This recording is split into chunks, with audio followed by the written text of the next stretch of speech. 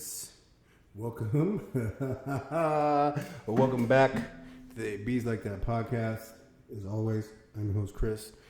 And as always, we about to talk about some stuff that's going to blow your mind. Is it the case that when you watch the podcast or my other content on YouTube that it is a mind-blowing experience? Who knows? I have been accused of being an interesting person, so I take that as a compliment, because I've been accused of being a lot worse. For real.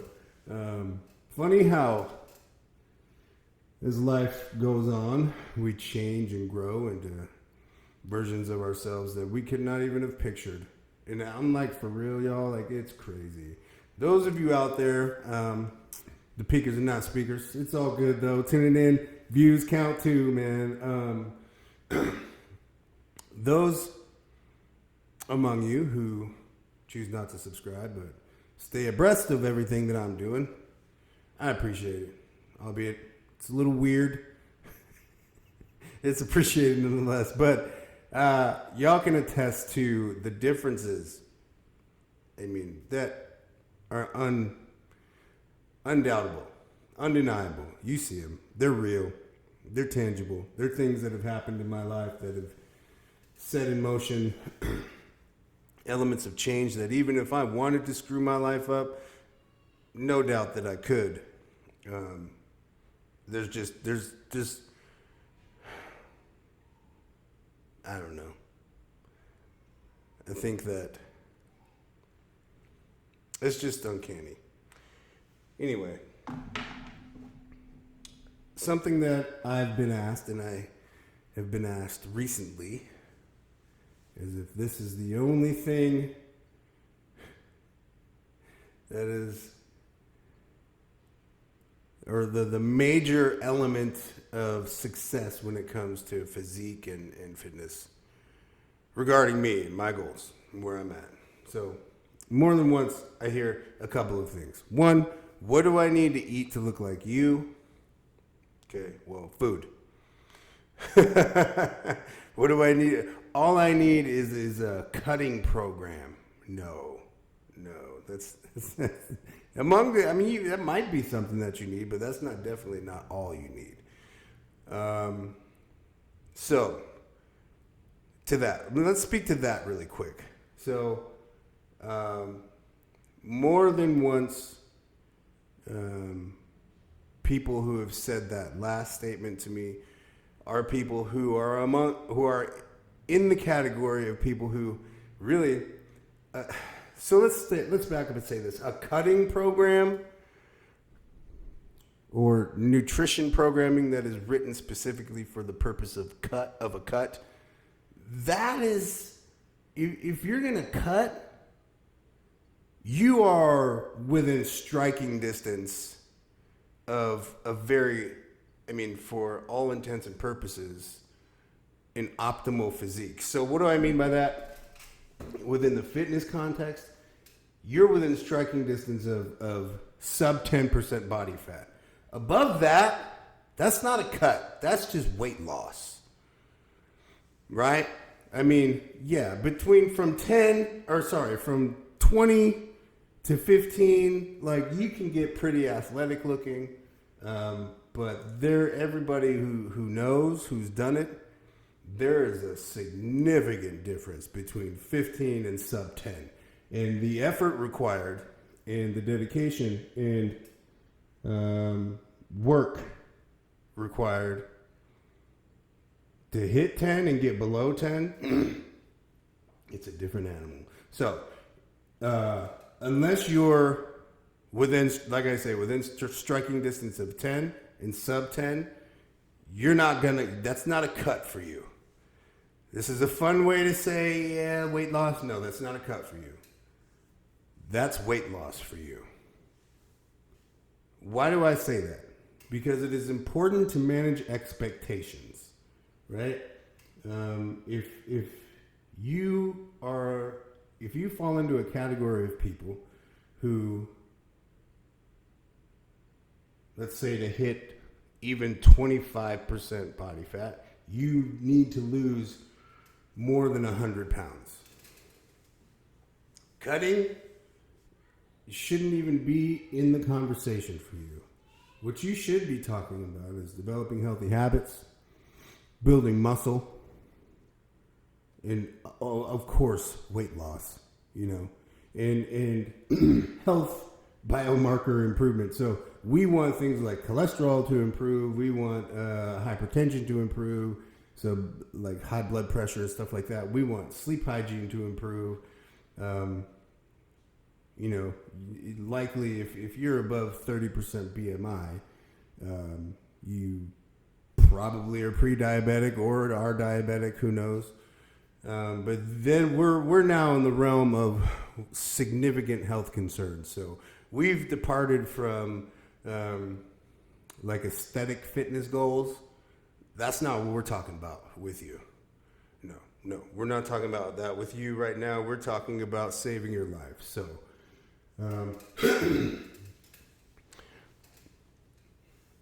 and I've had to lose close to 100 pounds before to get all of these areas for myself in check.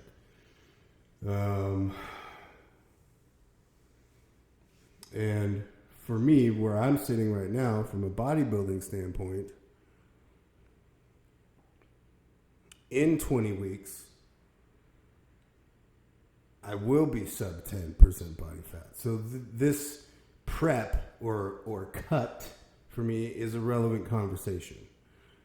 If you've got 60 plus pounds to lose, if you're a person who's not consistently trained with weights with the intention of building muscle, not to be a bodybuilder or not to be a fitness influencer, but with just the intention of building muscle and improving your health markers, we're not talking about cutting. It's not a part of the conversation. You're not going to talk to me about doing your first show or abs or any of these things. We're having more of a conversation about improving your health. That's what we're talking about.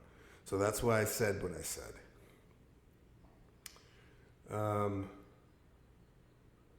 We don't need to cover how do I know where I fall. You know. Just as I would know, any reasonable person knows, where you land, and that's not to say that in the future, after, improving these things, that doing a show isn't a reasonable goal. It is. Anybody can do a show. If you want to do a show, do a show. How sustainable competitive bodybuilding or figure wellness is for each individual, that's not up for me to determine. So, figure out for yourself.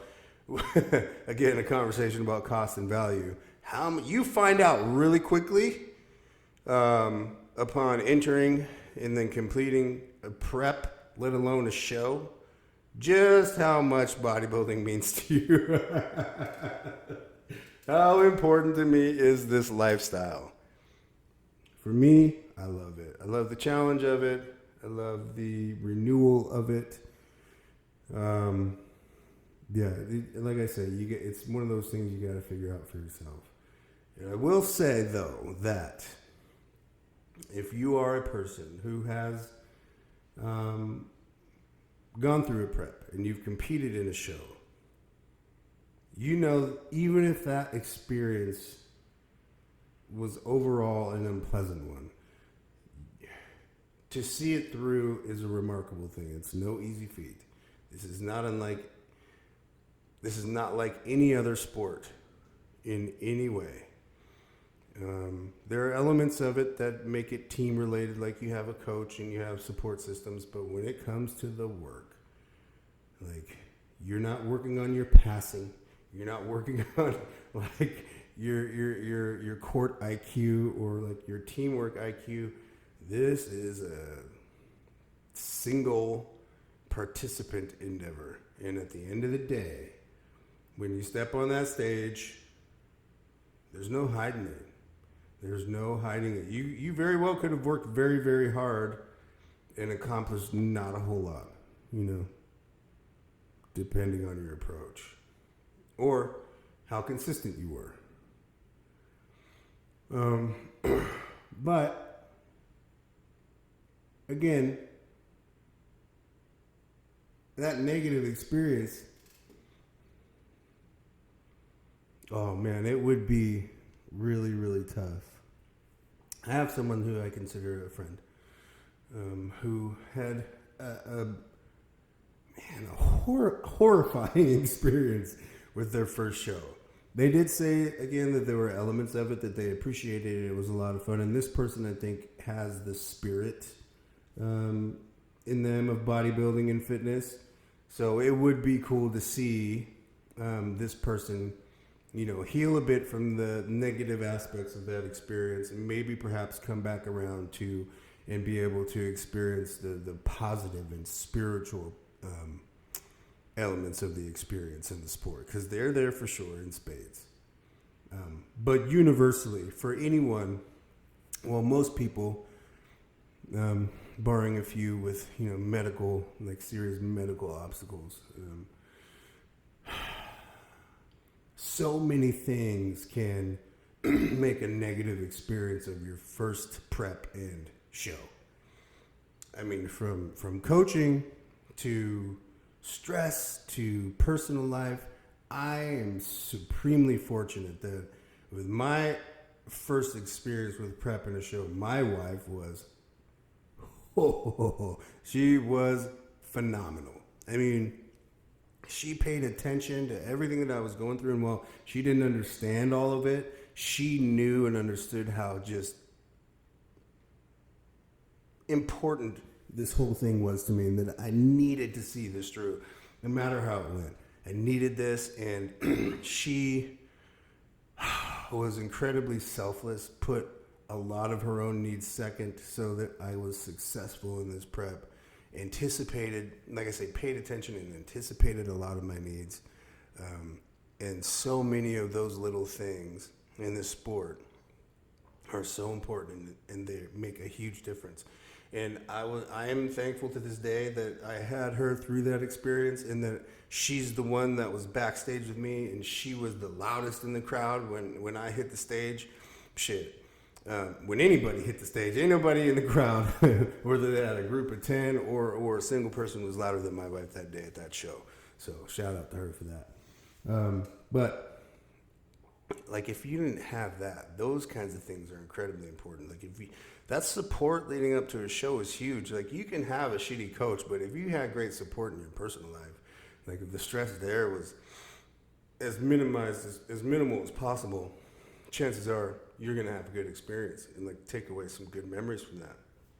And on the other side of the show, being prepared, I wasn't prepared for a lot of this stuff. A lot of things were unexpected.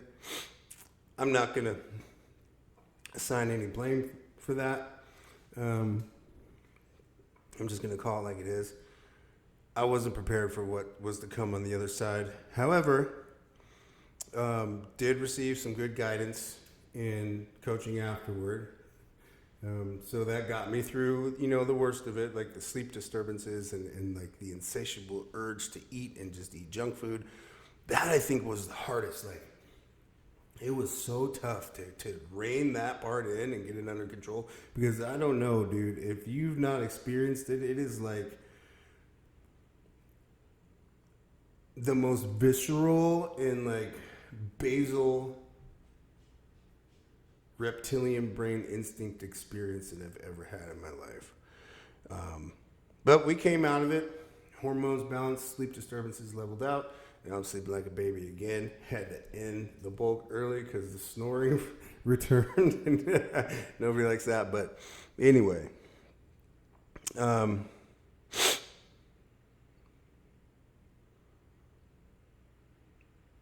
All in all,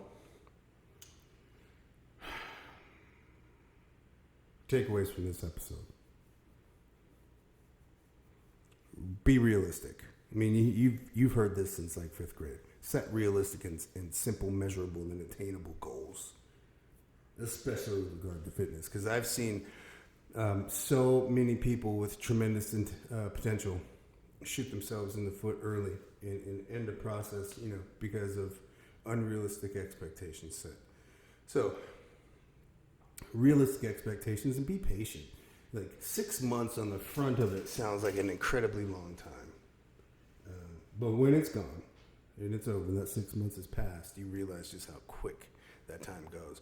And if you're working, stacking W's, meaning doing daily all of the things that you know you need to do, that builds confidence. And then you can look back over time at the compounding effects of those efforts.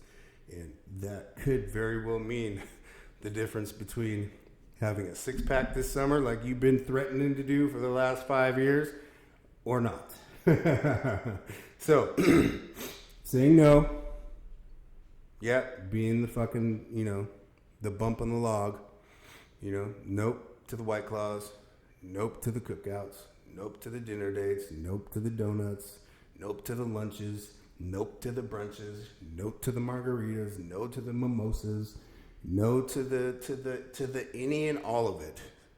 You may say, well, CP, that sounds like you're just saying no to the fun. Yes. Delayed gratification. Learn about it, implement it, master it. Make yourselves one with it. The satisfaction in the moment, you know this to be true. The satisfaction in the moment versus the regret afterward when you're kicking yourself, being like, damn, I shouldn't have drank that wine, or damn, I shouldn't have ate them damn cookies. They taste good in the moment, and they're fun. You get that dopamine hit, boom, changes your state. You're elevated for a minute, but then right away.